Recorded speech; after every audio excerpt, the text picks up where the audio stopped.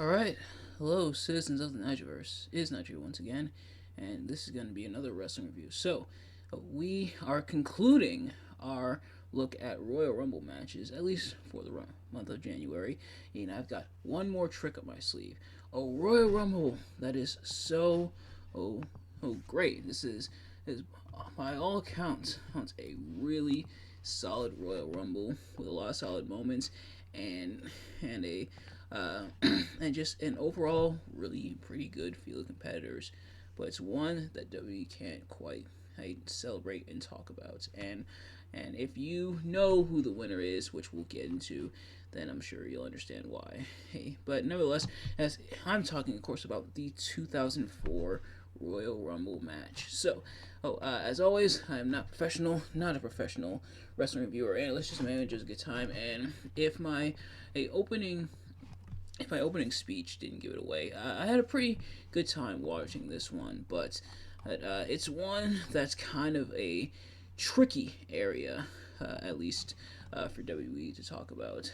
So without further ado, let's get right into it. So if you've seen these reviews of mine before, you kind of already know how this works. If you haven't, I'm going to be talking about what I liked and disliked about the match. So starting with what I liked, the field of competitors is pretty solid for the most part. Or some of that had ruthless aggression flavor or in here, for better or for worse. But otherwise, some future legends, some future Hall of Famers, some future world champions, and it's really in the making. And a lot like other Rumbles, it helps set up towards that year's WrestleMania, which would be WrestleMania 20, for better or for worse. For example, of course, Kane, who was in the match, who entered in at number, number her. Oh, that's the wrong list. So I have two lists here. The two Rumble lists. I forgot they did a SmackDown Rumble, so I was actually looking at that. But the main Rumble here, I do have the wiki open for reference. So Kane entered in at number 12. However, next up, who would be number 13? We hear the gong. Of course, at this point, Undertaker had been buried alive at Survivor Series 2003. He in his match against Mr. McMahon, courtesy of Kane. So Kane helped bury his brother alive. This was when Undertaker was in the Biker Taker or slash like Big Evil version of the Undertaker, but that essentially got killed off in a way in the buried alive match. But we heard the gong. Kane, he freaks out, is eliminated by Booker T, and then Spike Dudley comes out. And Kane, of course, because he thinks Spike Dudley did it goes and attacks him. And of course, at WrestleMania 20, it would be Kane versus the Undertaker. We also see Brock Lesnar help eliminate Goldberg after attacking Goldberg, who is number 30 in this match, and then F5ing him in the ring, and then afterwards, Kurt Angle would then eliminate Goldberg from behind while he was distracted, which led to Goldberg versus Brock Lesnar at WrestleMania 20. What? They didn't know it would suck yet, so there's that, and then we had a comedy spot with Ernest Miller coming in as the number one entrant, who we'll definitely get to because that is a big talking point, and Randy Orton, who came in at number two. Who Ernest the Cat Miller came in, and along with his kind of sidekick Lamont, and they did their dance and everything, and kind of like a way for the crowd to kind of catch their breath because everybody else had been eliminated up to that point, and it was just the number one entrant and Randy Orton at this point. Then the number one entrant tries to throw Lamont out, actually throws his wig out first, but before throwing him out, as Orton throws out Ernest Miller, and I mentioned some of that ruthless aggression feel because you do have guys like the Hurricane or Matt Morgan and or A Train or Nunzio, which Nunzio gets the crap spirit out of him, pretty much like die. He's with the massive, probably one of the most memorable Goldberg spears possibly ever, at least definitely in WWE. But Goldberg just absolutely killing poor Nunzio with that spear. Quite a mix, and the winner slash number one entrant, and being able to do his thing, and eliminating a lot of the bigger guys. He's going wire to wire, being the second person in history at that time to enter in at number one and last all the way until the end. And so, props to him and again the big win. So quite a bit of fun was this Rumble match in that regard.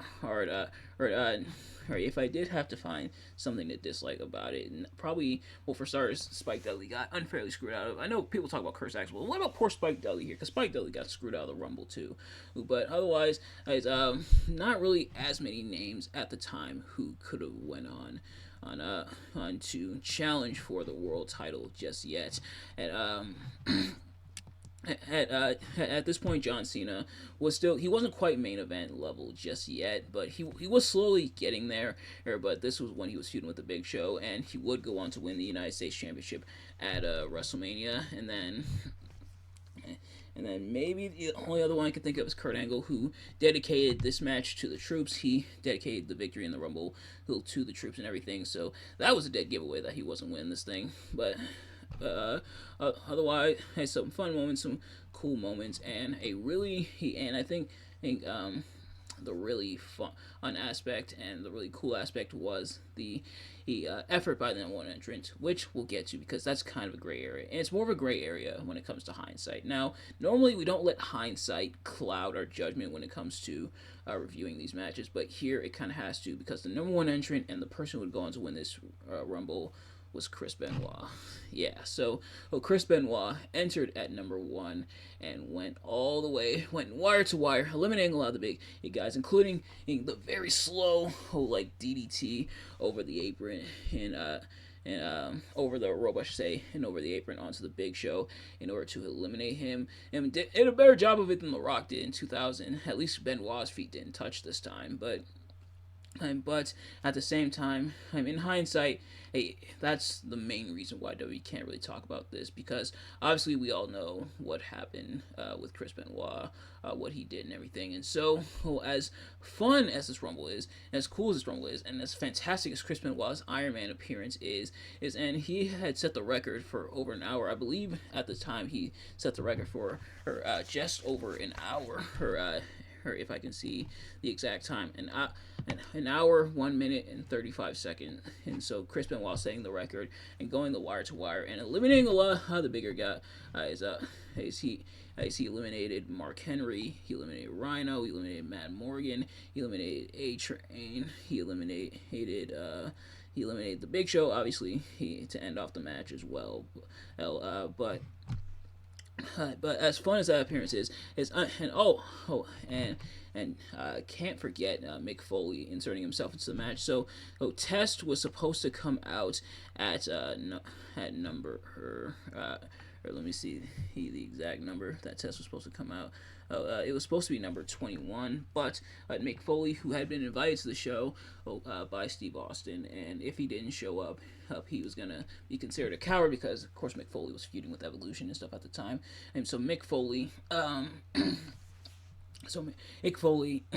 excuse me, he eventually does show up. At first, he doesn't show up for the whole night, and Jim Ross is forced by Taz, his broadcast partner, which Jim Ross and Taz, not a bad commentary duo, but forced by Taz to call Mick Foley a coward. But Mick Foley, he's no coward. He attacks Test. Steve Austin tells him he's number 21 and to get his ass in the ring, and Mick Foley indeed goes after Randy Orton, eliminates Randy Orton and himself with the clothesline over the rope and everything, and then they brawl for a bit, including Randy dinking Mick Foley with some stiff shots to the head. And that not only set up the tag team match between Randy and Batista versus Mick Foley and The Rock in his last WrestleMania match, The Rock's last WrestleMania match until WrestleMania 28, but also then sets up that infamous hardcore match at Backlash. You know the one. But as fun as all those things are, to make this even more fun,